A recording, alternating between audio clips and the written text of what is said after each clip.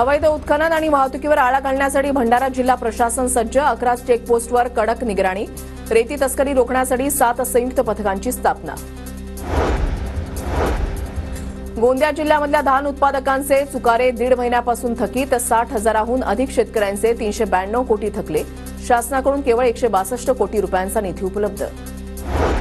इचलकरंजीमध्ये उसाच्या ट्रॅक्टरचा अपघात. चालकाचा अंदाज चुकल्यानं ट्रॅक्टरची झाडाला धडक. अपघातामध्ये 2 जण जखमी. वाहतूक काही काळ विस्कळीत.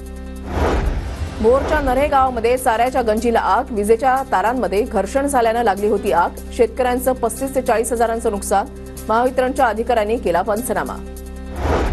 परभणी शहरामधील वसमत रस्त्यावर मध्यरात्री बंद असलेल्या वडापाव स्टॉलवरील 2 गॅस सिलेंडरचा अचानक स्फोट. जीवितहानी नाही. स्टॉल पूर्णपणे जळून खाक. पुणे सातारा महामार्गावर वाहन चालकांना दिले जात आहेत वाहतूक नियमांचे धडे. रस्ता सुरक्षा अभियानाअंतर्गत महामार्ग पोलिसांकडून जनजागृती. सोलापुरातल्या करमाळा तालुक्यामधल्या केम ग्रामपंचायतच्या उपसरपंचपदी सागर कुर्डेंची बिनविरोध निवड. कुर्डे हे श्री उत्तरेश्वर पॅनलकडून होते निवडणूक रिंगणामध्ये. गावकऱ्यांकडून कुर्डेंचा सत्कार.